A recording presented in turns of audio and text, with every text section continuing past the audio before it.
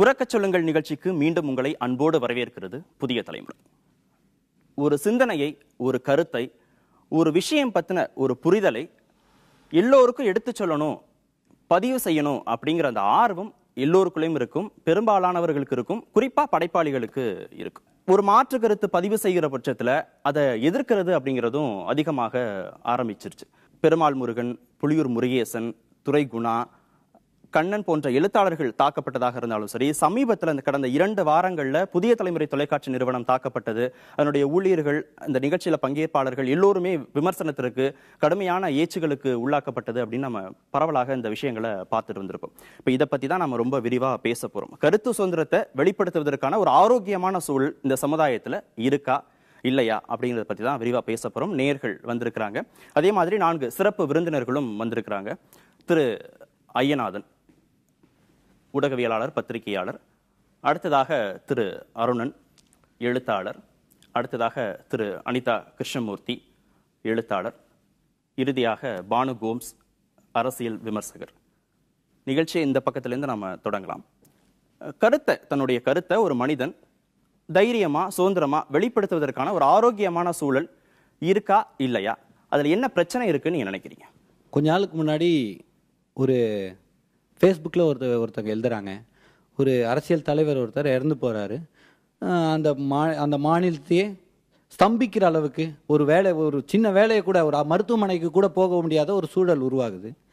அதை விமர்சித்து இந்த மாதிரி தேவையானது இது, ஒரு சவ ஊர்வலத்துக்காக இவ்வளோ ஒருத்தர் இறந்துட்டாருன்றதுக்காக அதுக்காக ஒரு 1000 பேர் சாகணுமா என்ன? மருத்துவமனைக்கு போக முடியாமல் எத்தனை பேர் செத்துட்டு இருப்பான், அது தேவையா அப்படின்னு சொல்லி ஒரு பெண்மணி விமர்சனம் எழுதுறாங்க ஃபேஸ்புக்கில். உடனே அவங்கள கைது அவங்க லைக் போட்டவங்களுக்கும் ஷேர் பண்ணவங்களுக்கும் சேர்த்து கைது பண்ணுறாங்க. அது தொடர்ச்சியாக நீங்கள் சொன்னது மாதிரியே பெருமாள் முருகேசன், தோழர்கள் தொடர்ச்சியாக எழுத்தாளர்கள் தாக்கப்பட்டு இருக்காங்க. அது தொடர்ச்சியாக இந்த புதிய தலைமுறையில் ஒரு சாதாரண விவாதம், என்னடா விவாதம் அப்படின்னு பார்த்தீங்கன்னா, தாலி குறித்து விவாதம். எப்படா இந்த தாலி குறித்து விவாதம் எப்போ பண்ணி இருக்கணும் அப்படின்னு பார்த்தீங்கன்னா, அண்ணா ஆட்சிக்கு வர்றாரு. ஆட்சிக்கு வந்தவொடனே முதல் சட்டமே சட்டம் கொண்டு வர்றாரு. என்னன்னா, சுயமரியாதை திருமண சட்டம். தாலி இல்லாம திருமணம் பண்ணலாம், அது தவறு கிடையாது, அது சட்டப்படி செல்லும். அப்போ குதிச்சாங்க இது தப்பு அப்படின்னு சொல்லி. ஆனா அதுக்கப்புறம் பாத்தீங்கன்னா ஆயிரக்கணக்கான திருமணங்கள். இப்ப நீங்க ஃபேஸ்புக்ல ஒரு இது போடுறீங்கன்னா உடனே மிரட்டுறதுக்கு ஆரம்பிச்சிடறாங்க. நீ உன்னை பார்த்து நான் அங்கே வெட்டிடுவேன், அங்கே இது பண்ணுவேன், இந்த மிரட்டல்கள் தொடர்ச்சியாக வந்துட்டு இருக்கு. இதுவும் இல்லாமல் தரக்குறைவான விமர்சனங்கள். இப்போ நம்ம ஒரு கருத்தை சொல்றோம்னா அந்த கருத்துக்கான பதில்களை அவங்களுக்கு தெரியலன்னா உடனே தன்னோட தனி மனித விமர்சனங்கள், அவரை கேலி சித்திரமாக சித்தரிக்கிறது, ஒரு நாய் பண்ணி போன்ற ஒரு உடலை வச்சு அது தன்னோட முகத்தை வச்சு சித்தரிக்கிறது, இது போன்று கருத்தால் எதிர்கொள்ள முடியாதவர்கள் இந்த விஷயத்தை செய்வாங்க. அரசு சார்பான எந்த ஒரு நிறுவனங்களையோ எந்த ஒரு நபர்களையோ விமர்சிக்கும் பட்சத்தில் அரசு எந்திரமே அந்த இடத்துல அந்த கருத்தை பறிக்கக்கூடிய, அந்த கருத்தை சொன்னவர்களை சிறையில் அடைக்கக்கூடிய, இல்லாட்டி வேற ஒட்டுக்குழுக்கள் இது போன்ற அந்த தாக்குதல் தொடுத்த ஒட்டுக்குழுக்கள் போன்ற ஒட்டுக்குழுக்களை வச்சு தாக்குதல் தொடுக்கிறது, இந்த வேலைகளை அரசு செஞ்சுக்கிட்டு இருக்கு. ஒரு மனிதன் தன்னுடைய கருத்தை சமுதாயத்தில் பரப்புறான்னா, இல்ல தன்னுடைய கருத்தை ஆணித்தரமா பதிவு செய்யறான்னா, கருத்தை அறிவால் நம்ம சந்திக்கணும், அறிவால் எடுத்துக்கிட்டு சந்திக்க கூடாது. கருத்து சுதந்திரம் மேலோட்டமாக பார்க்கின்ற போது இருக்கிறது மாதிரி ஒரு எண்ணம் தோன்றலாமே ஒழிய, நிச்சயமாக இது தனிமனித கருத்து சுதந்திரத்தை நிச்சயமாக அவமதிக்கின்ற செயலாக தான் இந்த சமுதாயம் நடந்துகிட்டு இருக்கு. இந்த அரசுகளும் அப்படித்தான் இயங்குது. சரி, ஒரு கருத்துக்கு அரசியல் சாயம் பூசி, ஜாதி சாயம் பூசி பாக்குறாங்க, அதனாலதான் பிரச்சனைகள் வருது அப்படிங்கிறீங்க. சரி, இந்த பக்கம் ஒரு கருத்தை வெளிப்படுத்துறது அப்படிங்கிறது ஒரு தனி மனித உரிமை, அவனுக்கு வழங்கப்பட்டிருக்கிற உரிமை. அரசியல் அமைப்பு சட்டத்திலேயே அந்த உரிமை வழங்கப்பட்டிருக்கிறது. பேசலாம், எழுதலாம், என்ன வேணாலும் கருத்து சொல்லலாம், எப்படி வேணாலும் அந்த கருத்தை பதிவு செய்யலாம். ஏன் இதை தவறுன்னு நினைக்கிறீங்க? இதுல என்ன பிரச்சனை? ஏதேனும் ஒரு காரணத்தை வச்சு சுயநலவாதிகள் அடையாளம் காட்டிக் கொள்வதற்காக இப்படி திடீரென்று முளைத்திருக்கிறார்கள். அவர்கள் கண்டிக்கப்பட வேண்டியது, தண்டிக்கப்பட வேண்டியவர்கள். அதுக்காக ஒட்டுமொத்த கருத்து சுதந்திரமே இல்லை என்று சொல்ல முடியாது. சமுதாயத்துக்கு தேவையான கருத்துக்களை அது அவசியம் இல்லையா என்று பல ஊடகங்களும், எல்லோரும், எழுத்தாளர்களும், பதிப்பாளர்களும், சமூக ஆர்வலர்களும் தங்களை கருத்துக்களை துணிந்து பகிர்ந்து கொண்டுதான் இருக்கிறார்கள். ஒரு மந்திரி சொல்லுகிற, ஒரு மந்திரி ஊழல் பண்றார், திருடுகிறார் என்றால் அந்த அரசே அவரை தூண்டு, நீ திருடு, ஊழல் செய் என்றால் சொல்கிறது. அப்படி ஒட்டுமொத்தமாக சொல்வது தவறு. தனிமனுடைய குணத்தை பொறுத்தது. பெஸ்ட் பார்லிமெண்டேரியன் அவார்டு வாங்கின ஒரு எம்பி, மெம்பர் ஆஃப் பார்லிமெண்ட், பொறுப்பு இல்லாமல் நேற்றுக்கு பேசியிருக்கார் பார்லிமெண்ட்ல. பெரிய சர்ச்சை எழுந்திருக்கிறது. South Indian women are dark, அவர்களுடைய உறுப்புகளை எல்லாம் விவரித்திருக்கிறார் பார்லிமெண்டில். இது கருத்து சுதந்திரமா? இது தேவையா? இந்த மாதிரி கருத்து சுதந்திரம் எதற்கு நமக்கு? ரெஸ்பான்சிபிலிட்டி இல்லாமல் கருத்து சுதந்திரம் சொல்லுவது தவறு. இன்னொருத்தரை புண்படுத்தும்படியாக சொல்வது மகா தவறு. ஒரு கம்யூனிட்டியோ, ஒரு இண்டிவிஜுவலையோ, ஒரு நேஷனையோ, யாரையுமே, ஜாதியோ யாரையுமே கருத்து சுதந்திரம்ன்ற பேரில் அவமரியாதைப்படுத்துறது, கண்ணாபண்ணு பேசுறது மகா தவறு. அது யாரும் அதுக்கு சுதந்திரம் இருக்குன்னு சொல்ல முடியாது. அந்த ஊடகங்களா இருக்கட்டும், அந்த புத்தகங்களா இருக்கட்டும், அந்த வரைமுறைக்குள்ள இருந்தனா இந்த மாதிரி பிரச்சனை வராது. அது வரைமுறைக்குள்ளே இருக்கணும். ஒரு வரையறைக்குள்ள பேசுறது, ஒரு வரையறைக்குள்ள எழுதுறது, அதாவது ரொம்ப நோகாம எழுதணும், யாரையும் புண்படுத்தாம எழுதணும் அப்படிங்கறதான் மிகச்சிறந்த படைப்பாளா இருக்க முடியுமா? அதுதான் வந்து கருத்து சுதந்திரத்தோட எல்லையா இருக்க முடியுமா? கருத்து சுதந்திரம் என்பது முழுக்க முழுக்க புறச்சூழல் சார்ந்தது. அதனாலதான் அந்த கான்ஸ்டிடியூஷன்ல வந்துட்டு அப்படி சொல்றாங்க. அந்த அளவிற்கான ஒரு லிபர்ட்டி இந்த நாட்டில் வெளிப்படையாக இருக்க வேண்டும் என்பதற்காகத்தான் நீதிமன்றத்தால் கூட கேள்வி கேட்க முடியாத அளவிற்கு பிரியாம்பிள் எடுத்துட்டு போயிட்டு வச்சாங்க. இந்த ஊடகத்தில் பார்த்தீங்கன்னா எல்லாரும் எடுத்தாந்து அவங்களுடைய கருத்தை கொட்டுறாங்க. இப்போ நீங்க ஒரு பொருளை மட்டும்தான் நீங்க தேர்ந்தெடுக்கிறீங்க. உங்களுடைய நியூஸ் ரூம்ல இருந்துட்டு விவாதிக்கிறது நாங்க தான் விவாதிக்கிறோம். இப்போ பார்த்தீங்க அப்படின்னா 2 தரப்பா வந்து விவாதிக்கிறாங்க. விவாதிக்கும் பொழுது சொல்லக்கூடிய ஒரு பொருள் அது நாம் பழக்க வழக்கத்தில் பெரும்பான்மையாக ஏற்றுக்கொள்ளாதிருக்கக்கூடிய ஒன்றாக இருந்தாலும் கூட அதிலும் சென்று அதில் இருக்கக்கூடிய நுண் பொருளை ஆய்ந்து அறிதல் வேண்டும், தெளிதல் வேண்டும் என்று வள்ளுவர் சொல்லியிருக்கிறார். திருக்குறள் 426 அறிவுடைமையில் அது வருது. அப்ப சிறந்த கருத்துக்களையும் தெரிவிக்க வேண்டும். அப்படி நீங்க நினைக்கக்கூடிய தெளிவற்ற கருத்துக்கள் என்றாலும் அதையும் சீர்தூக்கி நுண்ணுணர்ந்து அதில் உள்ள ஆழத்தை நாம் உணர வேண்டும்னு சொல்றாரு. அப்ப இது மனிதர்களுக்குள் இதெல்லாம் நிகழணும் அப்படின்னோம்னா கருத்து சுதந்திரம் வேண்டும். ஒரு அமைப்பு எங்களுக்கு இது எதிரானது, எங்களுடைய கொள்கைக்கு எதிரானது அப்படியெல்லாம் சொல்ல முடியாது, சொல்லக்கூடாது, சொன்னாலும் சட்டப்படி குற்றம் என்று வரும்பொழுது அதனை எதிர்த்து ஒரு நடவடிக்கை எடுப்பது என்பது எப்படிப்பட்ட ஒரு அநாகரிக செயல் என்பதை நாம் உணர வேண்டும். இதெல்லாம் நீங்க பேசணும், இதெல்லாம் நீங்க பேசக்கூடாது அப்படிங்கிற அந்த அதிகாரம், அந்த கட்டுப்படுத்தும் திறன் யாருக்கோ ஒருத்தர் கையில இருக்கிறது அப்படிங்கிறது ஒரு ஆரோக்கியமான சமுதாயத்தை உருவாக்கும். கருத்து சுதந்திரம்ங்கிறது மிக மிக அடிப்படையான விஷயம். நாம இன்னைக்கு சிவிலைஸ்டு சொசைட்டியா வந்திருக்கிறோம் அப்படின்னா இந்த சிவிலைசேஷனை நோக்கி நாம கடந்து வந்த பாதைங்கிறது ஒவ்வொன்றையும் நாம அடிப்படையான விஷயங்களை கூட கேள்விக்கு உட்படுத்தி அதுல இருக்கிற தவறுகளை நீக்கி சரியான விஷயத்தை அடாப்ட் பண்ணிட்டு அப்படி கடந்து வந்த பாதை தான் இன்னைக்கு நாம சிவிலைசேஷன் நினைச்சிட்டு இருக்கிற விஷயம். இதுல கூட பல குறைகள் இருக்கு. ஆக இதையெல்லாம் கேள்வி கேட்டு அடிக்கடி கேள்விக்கு எல்லா விஷயங்களையும் உட்படுத்திக்கிட்டே இருக்கணும். அப்படின்னா தான் நம்மளுடைய அடுத்த நகர்வு நடக்கும். அந்த ஆரோக்கியமான நகர்வுல பல புண்படுது, எங்களுடைய மத சம்பந்தமான விஷயங்கள்ல எங்களுடைய மனது புண்படுது, இல்ல அரசியல் சம்பந்தமான விஷயங்கள்ல புண்படுது அப்படிங்கிறது, இந்த புண்படுகிறது அப்படிங்கிறதே கூட தனிப்பட்ட விஷயம்தான். ஆக ஒரு கருத்து சுதந்திரம்ங்கிற பேர்ல நீங்க கருத்து சுதந்திரத்துக்கான எல்லைகளை விரிவாக்கி கொண்டே போகும்போது அந்த கருத்து சொல்கிறவருடைய பொறுப்பும் அதிகமாகுது. நீங்க எல்லைகளை விரிவாக்கும் போது உங்களுடைய ரெஸ்பான்சிபிலிட்டி மிக அதிகமாகுது. ஆக அந்த கருத்து சுதந்திரத்தை அப்படித்தான் அணுகணுங்கிறத நான் பார்க்கிறேன். காலங்காலமா ஒரு விஷயம் பேசப்படுது, காலங்காலமா ஒரு பழக்க வழக்கத்தை நான் கடைபிடிக்கிறேன், என்னோட நம்பிக்கை இது அப்படிங்கிறதுனாலயே அதெல்லாம் கேள்வியே கேட்கக்கூடாதா, இல்ல அதெல்லாம் விமர்சனத்திற்கே உட்படுத்தக்கூடாதா, ஆய்வுக்கே உட்படுத்தக்கூடாதா? ஏன் அப்படி நினைக்கிறீங்க? சமூக வலைதளங்கள் என்பது இவ்வளவு தாழ்வாக ஒரு அரசியல் தலைவரை விமர்சிப்பதா இருக்கட்டும், ஒரு நடிகர்களை விமர்சிப்பதா இருக்கட்டும், எனக்கு தனிப்பட்ட முறையில் கோபம் இருக்கலாம். ஆனா அதை அவர்கள் படுக்கையறை எட்டி பார்த்து நான் அதை பப்ளிக்ல போடுவேன், அதை நீங்க பார்க்கணும்னு சொன்னா அதை கேட்டுட்டு சும்மா இருப்பாங்கன்னு எதிர்பார்க்கறீங்களா? அதற்கான விளைவுகளை அவர்கள் சந்திக்க வேண்டும். அதற்கு அரசுகள் வரைமுறை உண்டாக்க வேண்டும். இதுக்கு எதிர்த்தரப்புல இருந்து நம்ம பதில் வாங்கலாம். அடுத்தவருடைய படுக்கை அறையெல்லாம் எட்டி பார்த்துலாம் கருத்து சொல்றதுதான் கருத்து சுதந்திரமா? அதுக்குன்னு ஒரு வரையறை எல்லை எதுவுமே கிடையாதா? சீண்டி பாக்குற மாதிரி பேசுறதான் கருத்து சுதந்திரமா? எதிர்கருத்து வைக்கிறாங்கன்னா நம்ம சுயபரிசோதனை பண்ணிட்டு சரி நம்ம மேல இருக்குதா அந்த தப்பா அவன் சொல்றது அப்படிங்கிற மாதிரி பார்த்துட்டு, அப்படி இல்லைன்னா நீ அதுக்கு திட்டலாமே தவிர எதுவுமே எதிர்கருத்தே சொல்லக்கூடாது அப்படின்னு சொல்றதெல்லாம் காட்டுவாசி காலத்துலேருந்து நம்ம மாறி இருக்கவே முடியாது, சட்டம்லாம் போட்டிருக்கவே முடியாது. வேற இலத்தல கட்டினா நிர்வாணமா போன மாதிரி தான் இருந்திருக்கும். சுதந்திரம் என்பதுல வரையறுக்கப்பட்ட சுதந்திரம், வரையறுக்கப்படாத சுதந்திரம்னாலாம் சொல்ல முடியாது. இது மாதிரியான உடனே ஒரு சமூக வலைதளத்துல தனக்கு எழுதுறதுக்கான வாய்ப்பு முதல்ல கிடைக்குதுன்னா அதை ஒரு உச்சாணி கொம்புக்கு ஓட தூணும். அதுவே கொஞ்சம் கொஞ்சமா தான் மாறும்.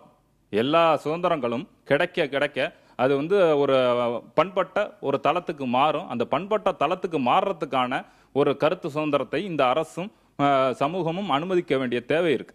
ரொம்ப தரமற்ற விமர்சனங்கள் முன்வைக்கப்படுது அப்படிங்கறத எப்படி ஏத்துக்க முடியும்?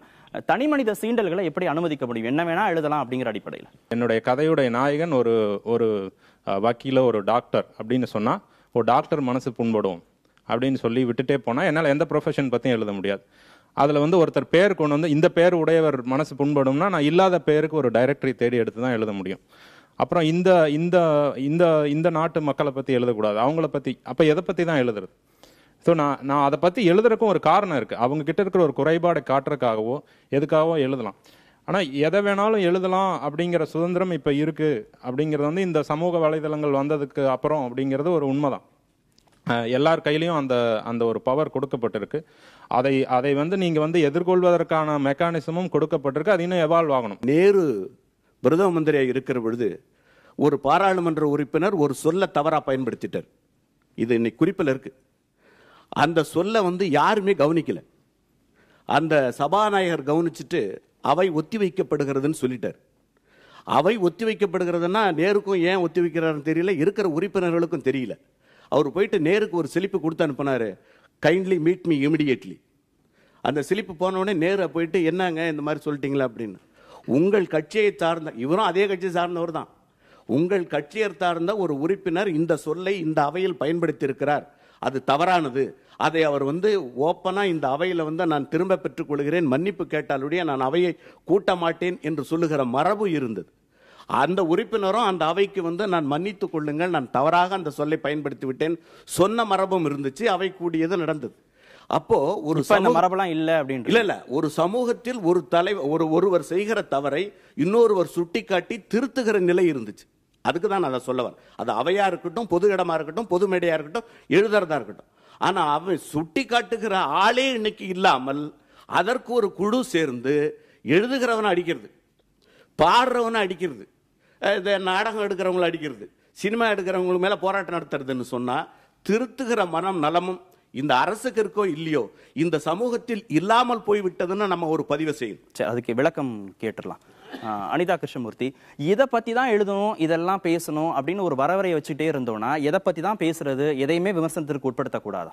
எழுத்து என்பது இனத்தை பாதுகாப்பதற்காக இருக்க வேண்டும். அதுல போய் ஒரு துக்கத்தையும் சாக்கடையும் கொண்டு போய் நிறுத்தக்கூடாது. அதற்கு உதாரணமா பார்த்தா, இனத்துக்கான எழுத்து என்பதை ஆரியமாய அண்ணா எழுதினார், 6 மாசம் உள்ள போயிருந்தார். ராவண காவியத்தை புலவர் குழந்தை எழுதினார், உள்ள கொண்டு போய் போட்டாங்க. பெரியார் சிந்தனைகள் எழுதினார், உள்ளே போயிருந்தார். ஆனால் அவர்கள் எல்லாம் ஜெயிலுக்கு போனார்கள். இந்த எழுத்தாளர்கள் யாருமே ஜெயிலுக்கு போகவில்லை. ஜெயிலுக்கு போகாத எழுத்தாளர்கள். இவர்களுக்கு ஊடக வெளிச்சம் கிடைக்க கிடைக்க இவர்கள் சொல்வதுதான் கருத்து சுதந்திரம் என்கிறார்கள். பொதுவாக கருத்தை சொல்லும் பொழுது ஒரு புண்படுத்தல் என்பது நடக்கக்கூடாது என சொல்லுவது இயல்பானது தான். அது தோற்றத்தில் வந்து சரின்னு தான் படும். எந்த ஒரு விஷயத்தையும் வந்து ஒரு நல்லபடியாக சொல்லுங்கய்யா, அடுத்தவங்க ஏற்பது போல சொல்லுங்கள், மற்றவங்களுடைய மனம் புண்படும்படி சொல்லாதீர்கள் என நம்ம சொல்லுவது எதிர்பார்ப்பது சரிதான். ஆனால் என்ன சிக்கல்னா, ஒரு அநீதியை எதிர்த்து மக்களின் மனச்சாட்சியை தட்டி எழுப்ப வேண்டும் என்று ஒரு பேச்சாளனோ எழுத்தாளனோ அல்லது ஒரு கலைஞனோ முயன்றால் அதையும் ஒரு கோஷ்டி என்ன சொல்லுதுன்னா, ஏன் எங்க மனசு புண்படுதியா, அப்படி என்றால் நீ இந்த அளவுக்கு அழுத்தமாக சொல்லாதேங்குது. இதுதான் இப்ப சிக்கல். மனசு புண்படுத்தக்கூடாது, ஆனால் அநீதியை எதிர்த்து மனச்சாட்சியை தட்டி எழுப்ப வேண்டுமா வேண்டாமா? தட்டி எழுப்ப வேண்டாம் அப்படின்னு நினைச்சிருந்தா இந்த நாட்டில் என்ன இருக்கும்? உடன்கட்டை ஏறல் என சொல்ல மாட்டேன், உடன்கட்டை ஏற்றல் நடந்துச்சே. கணவன் இறந்து விட்டான் என்று சொல்லி மனைவியை அந்த சிதையோடு வைத்து எரித்தார்களே, அதை எதிர்த்து அந்த மனச்சாட்சியை தட்டி எழுப்பினார்களே அன்றைக்கு ராஜா ராம்மோகன் ராய் போன்ற சமூக சீர்திருத்தவாதிகள். அதெல்லாம் இப்ப என்ன சொல்றது? நண்பர் நல்லா சொன்னாரே, அறிவு பிரச்சனையா இது? ஒரு அறிவு வறுமையானால் அதை அறிவால் எதிர்கொள்ளுங்கள், அறிவாளால் எதிர்கொள்ளாதீங்கன்னு சொன்னீங்களே. ஆனா இன்றைக்கு என்ன நடக்குது? பெருமாள் முருகனுடைய படைப்பை பத்தி தனியா பேசலாம். ஆனா நான் அவரை என்ன கேட்க விரும்புகிறேன் என்றால், தவறு என்றே வைத்துக் கொள்ளுங்கள், அவரை மிரட்டி கையெழுத்து வாங்கியது அரசு நிர்வாகம். அவர் மிரட்டப்பட்டார். புலியூர் முருகேசன் தூக்கி எடுத்து செல்லப்பட்டு உதைக்கப்பட்டார். இன்றைக்கு புதிய தலைமுறை என்கிற ஊடகத்தின் மீது வெடிகுண்டு வீசப்பட்டிருக்கிறது. மிரட்டல், உதைத்தல், வெடிகுண்டு வீச்சு எங்கே போய் நிற்க போகிறது? எழுத்தாளர்கள் மீதான தாக்குதல்கள், ஊடக நிறுவனங்கள் மீதான தாக்குதல்கள் அப்படிங்கிறது சமீப காலமா பார்த்தா நிறைய நடந்துட்டு இருக்கு. சகிப்புத்தன்மை இல்லாம இந்த தாக்குதல் நடக்குதா, புரிதல் இல்லாம இந்த தாக்குதல் நடக்குதா, எப்படி பாக்குறீங்க? இந்திய அமைப்புல அடிப்படை விஷயங்கள் மீது கை வைக்கும் போது இந்த பிரச்சனைகள் வருகிறது. ஜாதி அமைப்பு மீதும் மத அமைப்புகள் மீதும், தாலியை பற்றிய ஒரு விஷயமாக இருக்கட்டும், இல்ல மாற்று சிந்தனை இந்த சமூகத்தில் இந்த மாதிரி ஒரு காலத்தில் இருந்தது என்று பெருமாள் முருகன் எழுதிய விஷயங்களா இருக்கட்டும், இதை வந்து விவாதத்துக்கு உட்படுத்தாமல் நான் விவாதிக்க மாட்டேன், அது என் நம்பிக்கை, என் நம்பிக்கை மீது கேள்வி கேட்கக்கூடாது என்று தேங்கிய குட்டைகளாக இருக்கணும் என்று ஆசைப்படுகிறார்கள். அவர்கள் இருந்தால்தான் அதிகார வர்க்கமும் ஆளும் வர்க்கமும் அதில் வாழ முடியும் என்ற ஒரு நம்பிக்கையும் புரிதலும் அவர்களுக்கு இருக்கு. அந்த புரிதலோடு தான் அவர்கள் செயல்படுகிறார்கள். அடிக்கிறதாக இருக்கட்டும், வன்முறை சம்பவங்களா இருக்கட்டும், எல்லாமே நீங்க புரிஞ்சுதான் செய்யறீங்க, சகிப்புத்தன்மை இல்லாம நீங்க செய்யறீங்க அப்படிங்கறதான் குற்றச்சாட்டு. இல்ல, சகிப்புத்தன்மை இல்லாம சில பேர் இருக்காங்க, அது இல்லைன்னு சொல்ல முடியாது. பட் அதுக்காக எல்லாமே அவங்க சொல்றதெல்லாம் உண்மையாயிடும் இருக்காது. ஏரியன் இன்வேஷன் அதை பத்தி பெரிய ஹிஸ்டாரிக்கல் ஃபேக்டர்னு சொல்லியிருந்தாங்க. அதை தூள் ஆக்கியாச்சு இப்போ ரீசெண்ட் ஹிஸ்ட்ரி. இப்போ இந்த மாதிரி ஹிஸ்ட்ரியே மாற்றிருக்காங்கன்னா அப்புறம் என்ன பண்ணுறது? ஒருத்தரை புண்படணும்னு புண்படுத்துகிறாங்க, சில பேர் பண்ணியிருக்காங்க, பெருந்தலைவர்களே பண்ணியிருக்காங்க. வேணும்ன்ட்டு பண்ணுவாங்க, அவனை களைப்பை விடணும், அவனை உசிப்பை விடணும்ன்ட்டு. அதெல்லாம் தப்பு. உண்மையை சொல்லுங்க, தப்ப சொல்லுங்க, யாரும் அப்ஜெக்ட் பண்ண போறதில்ல. இந்த பக்கம் துரை குணா இருக்காரு, எழுத்தாளர், அவர்கிட்டையும் கேட்கலாம். நீங்களும் இதே போன்ற ஒரு பாதிப்புக்கு உள்ளாகி இருக்கிறீங்க. சமீப காலமாக எழுத்தாளர்கள் மீதான தாக்குதல்கள், ஊடக நிறுவனங்கள் மீதான தாக்குதல்கள் எந்த கண்ணோட்டத்தின் அடிப்படையில் செய்யப்படுறதா நீங்க பாக்குறீங்க? எந்த சுதந்திரமும் எந்த உரிமையுமே இல்லாமல் அடக்கி ஒடுக்கி நசுக்கப்படக்கூடிய சமூகத்தில் பிறந்தவன் நான். புதுக்கோட்டை மாவட்டம் கரம்பக்குடியோட அருகில் உள்ள குலேந்திரான்பேட்டைங்கிற தாய் கிராமத்தில் நான் பிறந்தேன். அங்கே புதுக்கோட்டை மாவட்டத்துக்குள்ளே இருக்கக்கூடிய ஜாதிய கட்டமைப்புகளை, தலித்து மக்களை எந்த அளவுக்கெல்லாம் அவங்க துன்புறுத்துகிறார்கள், பாலிய வல்லுறவு கொண்டிருக்கிறார்கள்ங்கிற மைய புள்ளியாக வச்சு தான் ஒரு சிறு நூலை எழுதினேன். ஊரார் வரைந்த ஓவியம் என்கிற நூலை. ஒரு குறைஞ்ச பக்கம் ஒரு 38 பக்கம் தான் அந்த புத்தகத்தோட பக்கமே. ஊரை விட்டு விரட்டிப்பட்டிருக்கிறேன். அங்கே இருக்கக்கூடிய அரசாங்கம், அங்கே இருக்க காவல்துறை அதிகாரி உள்பட எனக்கு மீது எந்த நடவடிக்கையும் எடுக்கவில்லை. இன்ற வரைக்கும் பார்த்தீங்கன்னா எந்த அன்னைக்கு 2014 7வது மாதம் 12ஆம் தேதி புத்தகம் வெளியிட்டேன். இன்ன வரைக்கும் என்னுடைய பொருளாதாரம், வாழ்வாதாரம், ஒரு நாள் சாப்பாட்டுக்கே என்னுடைய நிலைமை ரொம்ப மோசமாக இருக்குது. ஏன்னு கேட்டால் எந்த இலக்கிலையும் நம்ம எப்போது உயிருக்கு உத்தரவாதம் இல்லாத சூழலில் நம்ம இருந்துக்கிறப்ப இங்கே வந்து எழுத்தாளர்களுக்கு சுதந்திரம் அப்படின்னு சொல்கிறார்களே தவிர, இங்கே இருக்கக்கூடிய எங்கள் பகுதியில் இருக்கக்கூடிய தலித்து மக்களை குறித்து எழுதுறதுனால தான் என்னை இதுவரைக்கும் துன்புறுத்திருக்கார்கள், அடித்திருக்காங்க. இதுவரைக்கும் எந்த விதமான நடவடிக்கையும் எந்த இதுவும் எடுக்கவில்லை என்பது எனக்கு கருத்து. ஒரு படைப்பு மாற்று கருத்தை பதிவு செய்யும் போது அதை மாற்று கருத்தால எதிர்கொள்ளாம படைப்பாளிகளை தாக்குறது அப்படிங்கிறது எந்த விதத்துல சரின்னு நினைக்கிறீங்க? தவறுது சார். படைப்பாளி வந்து சமுதாயத்தில் நடக்கிறது தான் மக்களுக்கு எடுத்து உரைக்கிறது தான் எழுதுறாரு படைப்பாளி. ஊடகங்களாகட்டும் பத்திரிகைகளாகட்டும் நாட்டில் நடக்கின்ற தீமைகளை, அநீதிகளை, குற்றங்களை, குறைகளை எடுத்து காட்டுறது தான். அதை போய் தவறுன்னு சொல்லி தாக்குறது தவறு. அதற்கு மாற்று கருத்தை தான் எதிர்கொள்ள வேண்டும். அப்படி செய்துவிட்டு இது மாதிரி படைப்பாளி தாக்குதல் என்பது கண்டிக்கத்தக்கது, வருந்தத்தக்க விஷயம்தான். ஆனால் அது வந்து இப்போ ஊடகங்கள் வந்து ஒரு கருத்தை ஆதரிக்கிறவங்களையும் ஒரு பக்கம் உட்கார வைக்கிறீங்க, அந்த கருத்தை எதிர்வாதம் பண்ணலையும் ஒரு பக்கம் உட்கார வைக்கிறீங்க. இதில் தவறே இல்லை. ஒரு பொருள், ஒரு தாலி தேவையா தேவையில்லை என்பது ஆதரிப்பவர்களும் பேசுகிறார்கள், அதை தேவையில்லை என்று சொல்லவும் வாதிக்கிறார்கள். இருதரப்பினருக்கும் வாய்ப்பு கொடுக்கிறீர்கள். அப்படி வாய்ப்பு கொடுத்து விவாதம் நடத்தப்பட வேண்டும். ஒன்றை பற்றி விவாதம் நடத்தினால்தான் அதன் உண்மை தெரியும், பொருள் புரியும். அது தேவையா தேவையில்லையா, அவசியமா அவசியமற்றதா, இந்த காலத்துக்கு இது உகந்ததா, அந்த காலத்துக்கு இந்த காலத்துக்கு சரிப்பட்டு வருமா, அப்படி என்ற ஒரு உண்மை வெளிவரும். விவாதமின்றி எதுவுமே அதுதான் சரி, இதுதான் உண்மை என்று பேசவே கூடாது. படைப்பாளிகளுடைய மாற்று கருத்தை ஏத்துக்க முடியாம படைப்பாளிகளை தாக்குறத எந்த விதத்துல சரின்னு சொல்ல முடியும்? அது எப்படி ஏத்துக்க முடியும்? இல்லை, சரின்னு எப்படி சொல்ல முடியும்? அது சரி அல்ல. ஆனால் இந்த பிரச்சனையோட கோர் இஷ்யூ எங்கே இருக்குது அப்படின்னா, அங்கே ஒரு பெரியவர் மிகச்சரியாக சுட்டி காட்டினார். அதாவது இன்னைக்கு தவறை சுட்டி காட்பதற்கோ கேள்வி கேட்பதற்கோ கிரெடிபிளான பர்சனே சொசைட்டியில் இல்லாமல் போனாங்க. சமூக ரீதியாக முன்னெடுக்க வேண்டிய பிரச்சனைகளை அரசியல் ரீதியாக முன்னெடுப்பதும், அரசியல் ரீதியாக முன்னெடுக்க வேண்டிய பிரச்சனைகளை சமூக ரீதியாக முன்னெடுப்பதுமாக எல்லா இடங்களிலும் அரசியல் வந்து புகும்போது அந்த பிரச்சனை வந்து என்ன பிரச்சனையை நம்ம பேசுகிறோமோ அந்த கோர் இஷ்யூலேருந்து 2 பிரிவுகளாக பிரிந்து அங்கே அரசியல் தான் மிகப்பெரிய அளவில் ப்ளே ஆகுது. அதனால தான் இவ்வளவு பெரிய இஷ்யூஸ் வருது. ஒரு மத சம்பந்தமான, கலாச்சாரம் சம்பந்தமான ஒரு விஷயத்தை பேசும்போது சமூக ரீதியாக முன்னெடுக்கக்கூடிய அந்த மாதிரியான சமூக மாற்றத்தை, சமூக முன்னேற்றத்தை, சமூக நீதியை அரசியல் சாராமல் பேசக்கூடிய தலைவர்கள் இன்னைக்கு நம்ம நாட்டில் இருக்காங்களான்னு இல்லை.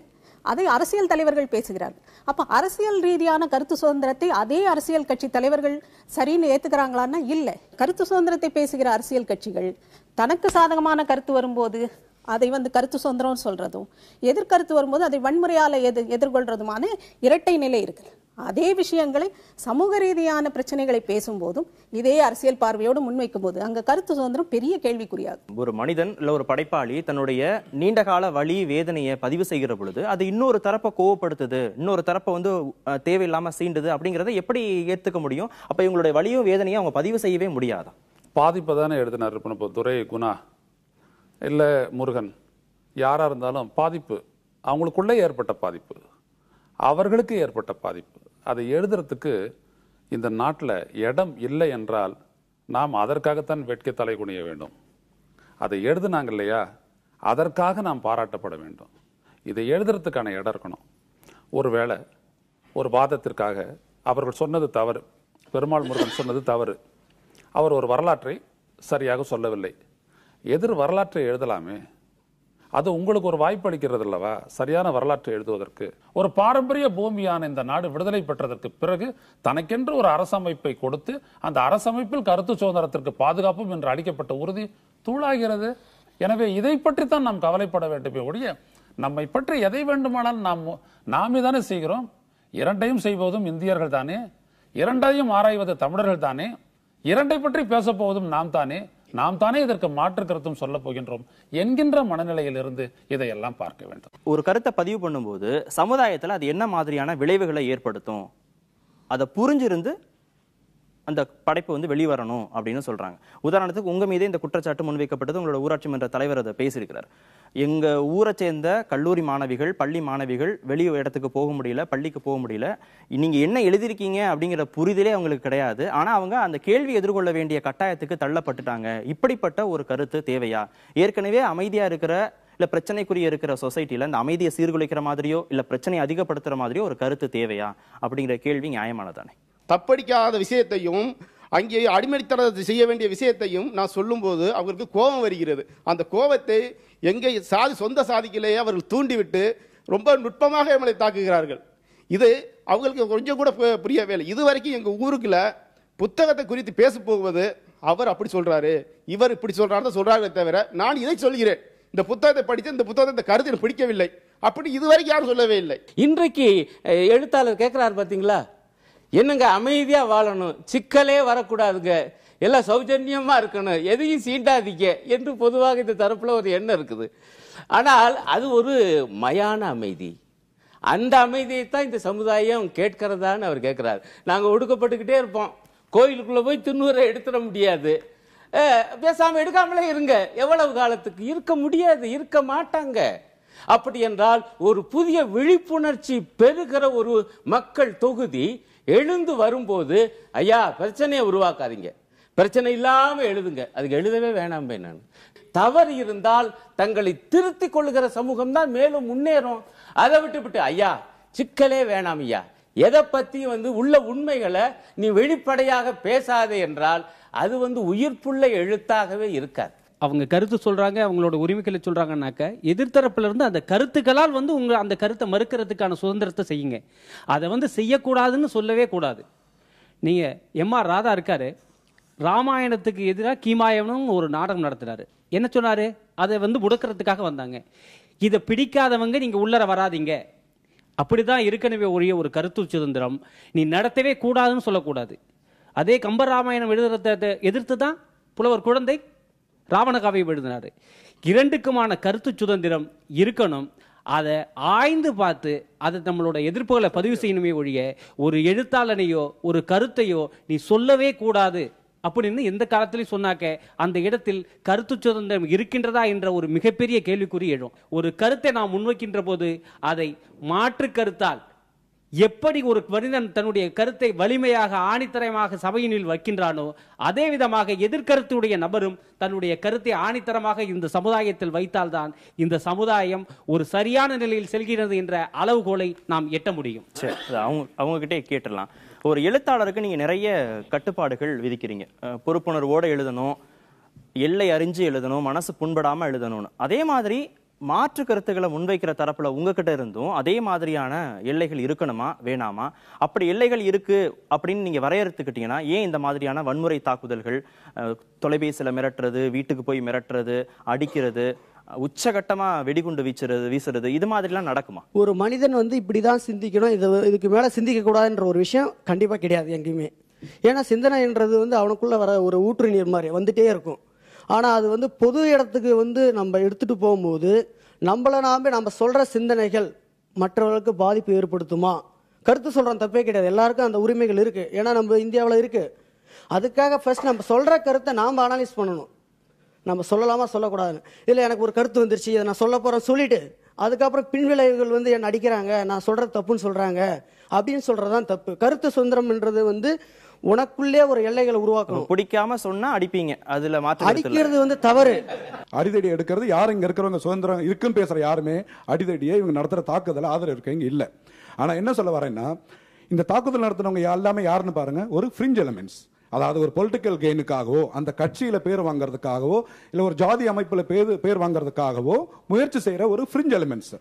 நான் என்ன சொல்றேன்னா, இந்த ஃப்ரிஞ்ச் எலிமெண்ட்ஸ் தாக்குதல் நடத்தினா நம்மளோட ஒட்டுமொத்த கோபம் எங்க இருக்கணும் தெரியுமா? நான் சொல்ற சுதந்திரம் இருக்கு, அவர் எழுதியிருக்கிறார், அப்ரிஷியேட்டட். நம்மளும் அதை படிச்சோம், அதுக்கு எதிர்க்கான கருத்து இருக்கு, நான் அதுக்கான எதிரான கருத்தை பதிவு செய்வேன். வேற பிளாக்லயோ புத்தகமாவோ எனக்கு மீடியா மூலமா பதிவு செய்யலாம். அடிக்க வரவன் யாரு? இந்த ஃப்ரிஞ்ச் எலிமெண்ட்ஸ். அப்ப இந்த அரசு இயந்திரம் என்ன செய்யுது? இந்த அரசு இயந்திரம் அந்த ஃப்ரிஞ்ச் எலிமெண்ட்ஸை கட்டுப்படுத்த வேண்டாமா? இன்னைக்கு உங்க தொலைக்காட்சி மேல தாக்குதல் நடத்தோட போட்டோ ரிலீஸ் ஆயிருக்கு, பேப்பர்ல போட்டிருக்காங்க. நீங்க பாருங்க, இன்னும் 6 மாசத்துல இருக்க அந்த கட்சியில ஒரு பதவி வருதா இல்லையான்னு பாருங்க, அப்ப தெரியும் உங்களுக்கு. பார்லிமெண்ட்ல சரத் அவர் பெண்களை பத்தி கருத்து சொன்னார். பொதுவா அழகான பெண்கள் பாலியலுக்கு பாதிப்பு பிரச்சனை அதிகமாக இருக்காது. அவர் குறிப்பிட்டு தென்னிந்திய பெண்கள், அவங்களுடைய நிறம், உறுப்பு இவளை பத்தி விளக்கமா பேசினால்தான் பிரச்சனை அதிகமாக இருக்கு. அது மாதிரி ஒரு கருத்தை வெளியிடும் போது அது எப்படி சொன்னால் பிரச்சனை வராது என்பதையும் யோசித்து தான் கருத்தை வெளியிட வேண்டும். அதை வரம்பு மீறி வெளியிடும் போது அங்க பிரச்சனை வருது. நீங்க உங்களுடைய படைப்புகளை இல்ல ஒரு பிளாக்ல எழுதும் பொழுதோ இல்ல சமூக வலைத்தளங்கள்ல கருத்துக்கள் சொல்லும் பொழுதோ உங்களுக்குன்னு ஒரு எல்லைகள் இருக்கணும்னு இவங்க சொல்றாங்க. அது மாதிரி எதிர்கருத்துக்களை முன்வைக்கிற பொழுது நீங்க என்ன மாதிரியான எல்லைகள் இவங்களுக்கு இருக்கணும்னு நீங்க நினைக்கிறீங்க? இல்ல, இவங்க சொல்றது நான் இதான் பேசணும், இவ்வளவுதான் பேசணும்னு சொல்றதுக்கு இவங்களுக்கு ரைட்ஸ் கிடையாது. நான் சொல்றது தப்பா இருக்கா? சட்டம் இருக்கு, இப்ப நிறைய பேர் பேசிட்டு இருந்தாங்க, இந்த சட்டம் இருக்கு, இந்த சட்டம் செல்லும், இந்த சட்டத்துல இவங்களை நடவடிக்கை எடுக்கலாம், எடுங்க, அதை பண்ணுங்க. எங்க மேல அடிக்கிறது, இந்த தாக்குதல் வேலை, இந்த வேலையை நீங்க செய்யணும். நீ ஏன் எனக்கு கொடுக்க தண்டனை, நான் பண்றது தப்பு நீ எப்படி முடிவு பண்ணலாம்? அதுக்குதான் சட்டம் இருக்கு, நீயே பேசுறல, அந்த வேலையை நீ செய். படிக்காமல அவங்க எல்லாம் மீறி போறாங்கனாக்கா எந்த எல்லாம் ஏமாற உண்மையைத்தான் எழுதினார்கள். அந்த உண்மையை மறுக்கிறதுக்கு தைரியம் இருக்கா இவர்களுக்கு? அது முதல்ல சொல்ல வேண்டும். இப்ப புதிய தலைமுறை அலுவலகம் தாக்கப்பட்டது எதனாலன்னு உங்களுக்கு தெரியுமா? தெரியும். தாலி பெண்களை பெருமைப்படுத்துகிறதா சிறுமைப்படுத்துகிறதா இதே மாதிரியான ஒரு விவாத நிகழ்ச்சி நடத்தப்பட்டதன் அடிப்படையில தான் அந்த நிகழ்ச்சியை ஒளிபரப்பக்கூடாதுன்னு தாக்குறாங்க. இந்த போராட்டம் கடந்த ஒரு 15 நாட்களாக நடைபெற்றுகிற சூழல்ல பெண்கள் அமைப்பில் இருந்தோ பெண்கள் முன்னிலைப்படுத்தியோ இந்த போராட்டங்கள் நடத்தப்படவே இல்லை, அவங்க கலந்து கொள்ளவும் இல்லை. ஒரு பெண்ணா நீங்க இதை எப்படி பாக்குறீங்க? நாங்க இந்த மாதிரி நிகழ்ச்சி வரணும் தான் நாங்க எதிர்பார்க்கிறோம். நாங்க இந்த மாதிரி நிகழ்ச்சி மக்களுக்கு எங்க அவங்களுக்கு எங்க உண்மை புரிஞ்சிட போதோ, அடித்தட்டு மக்கள் எங்க மேல வந்துருவாங்களோன்ற பயத்துலதான் எல்லாவற்றையும் அது அடக்குறது. அதாவது சாதாரணமான உண்மை, ஒரு சாதாரண விஷயம் சொல்றேன். ஒரு குடும்பத்துல பாத்தீங்கன்னா பொண்டாட்டி நல்லதை செய்வா, ஆனா புருஷன் அதை ஒத்துக்க மாட்டான். ஆனா அவனுக்கு எதிர்க்க தைரியம் இருக்காது, உடனே போட்டு அடிப்பான் அவளை. அவனுக்கு தெரிஞ்ச வன்முறை அதுதான் இப்ப இருக்கிற அரசியலும் அரசியல்வாதிகளும் அதைத்தான் செய்யறாங்களே தவிர அவங்களால எதிர்த்து சொல்ல முடியல. ஏன்னா அவங்க உண்மையைத்தான் எழுதுறாங்க. உண்மையத்துக்கு மறுப்பு எதுவுமே சொல்ல முடியாது. பொய்க்கு நீங்க மறுப்பு சொல்லலாம், உண்மைக்கு மறுப்பு சொல்ல முடியாது. பொதுவா மேலை நாடுகள்ல ஒரு எழுத்தாளர்கள் ஒரு சர்ச்சைக்குரிய விஷயங்களை எழுதும் பொழுதோ இல்ல பதிவு செய்யற பொழுதோ அதற்கான ஆவணங்கள் தரவுகள் எல்லாம் அவங்க வச்சிருக்கிறாங்க, அதெல்லாம் வெளிப்படுத்துறாங்க. அதனால எந்த பிரச்சனைகளுமே வருதில்ல. தமிழ் சூழல்ல அது மாதிரியான ஒரு ஆரோக்கியமான சூழல் இருக்கா? எல்லா தரவுகளையும் சேகரிச்சுக்கிட்டு நூல் எழுதுனதும் உண்டு.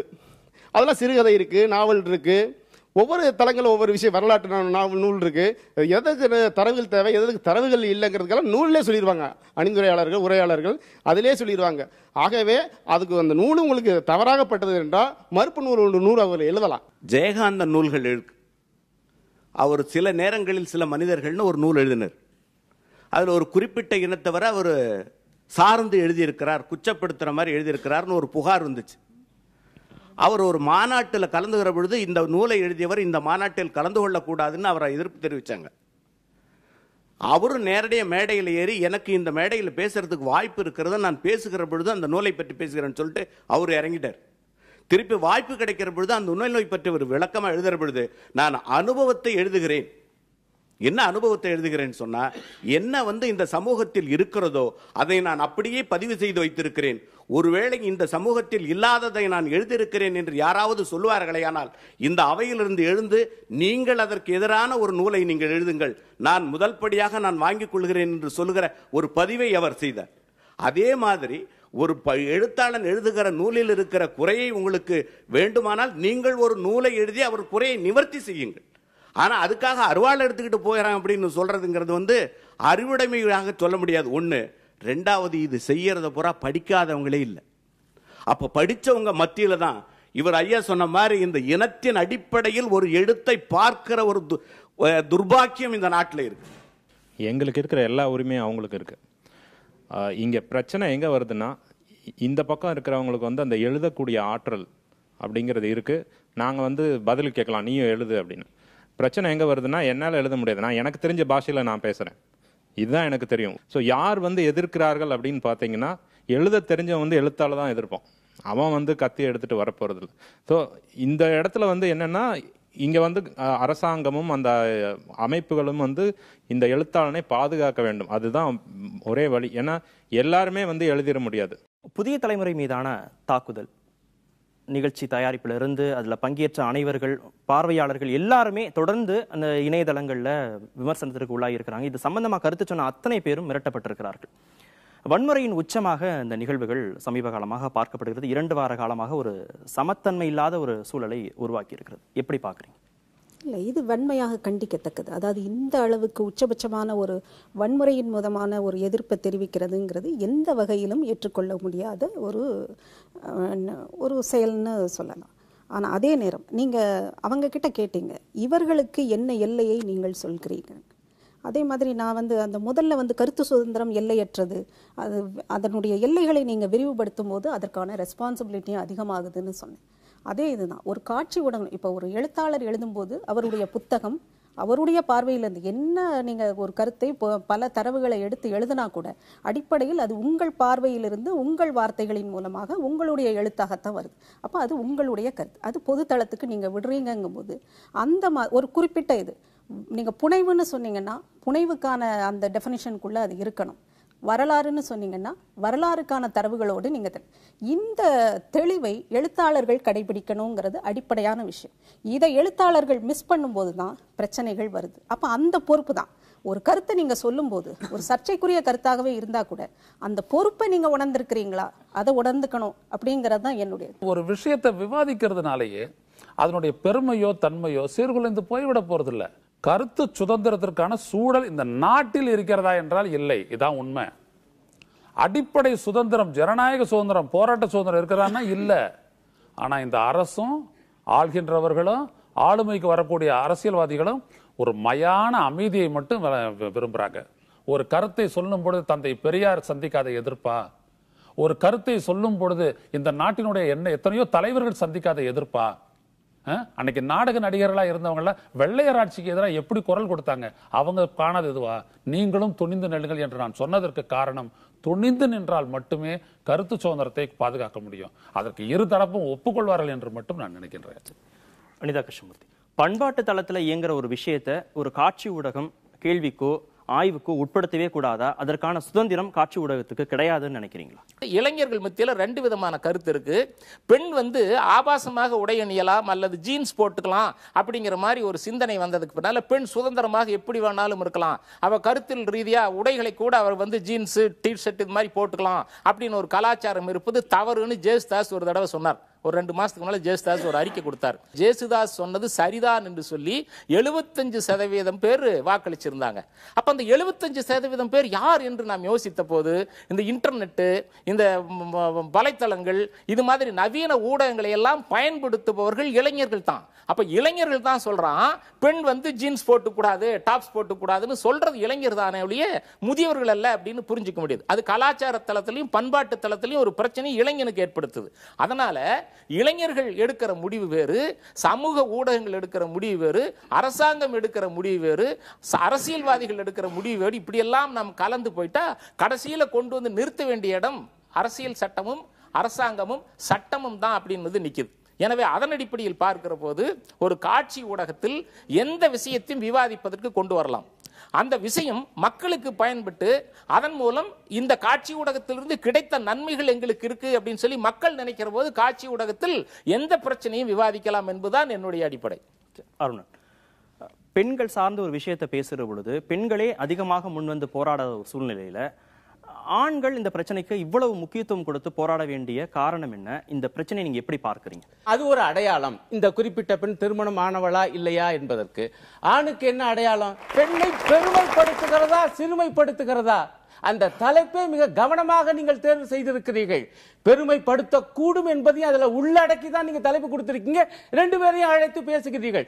விவாதமே நடத்தக்கூடாது என்று ஒரு கோஷ்டி கிளம்பினால் அது என்ன நியாயம்? அப்படி கிளம்புகிறவர்கள் தான் இந்து மதத்துக்கு, இந்து மத பெண்களுக்கு, அவருடைய உரிமைகளுக்கு வேட்டு வைக்கிறவர்கள். அந்த வேட்டினுடைய வெளிப்பாடுதான் இங்கே போடப்பட்ட வேட்டு. ஒரு நாகரிகமான, ஒரு பண்பாடு மிக்க, ஒரு கருத்து பொதிந்த, ஒரு அர்த்தம் பொதிந்த இந்த மாதிரியான கருத்தை சொன்னா என்ன மாதிரியான விளைவுகள் ஏற்படும் அப்படிங்கிற ஒரு புரிதலோட ஒரு கருத்து முன்வைக்கப்பட்டால் அது சமீப காலமா நடந்திருக்கிற இல்ல காலங்காலமா நடந்திருக்கிற ஒரு பிரச்சனைக்கு, ஒரு சமூக அவலங்களுக்கு ஒரு தீர்வை நோக்கி அதை தள்ளிட்டு போகும் அப்படிங்கிறத நாம மறுக்கவும் முடியாது. இதையெல்லாம் தாண்டி ஒரு சர்ச்சைக்குரிய கருத்து முன்வைக்கப்பட்டாலும் கூட அதை கருத்தியல் ரீதியா எதிர்கொள்றது அப்படிங்கறதான் முக்கியமே தவிர வன்முறைகள் எந்த காலத்திலுமே தீர்வாகாது. ஏன்னா வன்முறை அப்படிங்கிறது ஒரு பண்பாடு மிக்க, ஒரு பக்குவப்பட்ட, ஒரு புரிதலுக்கு உள்ளான ஒரு சமூகத்தோட அடையாளமாக இருக்காது. ஒரு நாகரிக சமூகத்தோடைய, அறிவார்ந்த சமூகத்தோடைய அடையாளமாக இருக்காது. மாற்று கருத்து முன்வைக்கிற பொழுது அதை மாற்று கருத்தோட எதிர்கொள்கிறது அப்படிங்கறதான் ஒரு நாகரிகமான சமுதாயத்துடைய வெளிப்பாடா இருக்க முடியும். அதைத்தான் தொடர்ந்து செய்ய முடியும். அதற்கான வாய்ப்பை புதிய தலைமுறை தொடர்ந்து வழங்கி கொண்டிருக்கிறது. தொடங்கப்பட்ட காலத்திலிருந்து இந்த நிமிடம் வரை அதற்கான வாய்ப்பு இரு தளங்களிலும் கொடுக்கப்படுகிறது. இனிமே இருக்கிற காலங்களையும் அதற்கான வாய்ப்புகள் நிச்சயமாக வழங்கப்படும் அப்படின்னு உறுதி கூறி இந்த நிகழ்ச்சியை நிறைவு செய்கிறோம். மீண்டும் அடுத்த வாரமும் வேறு ஒரு சிந்தனையோடு உங்களை சந்திக்கிறோம். அதுவரை நன்றியும் வணக்கமும்.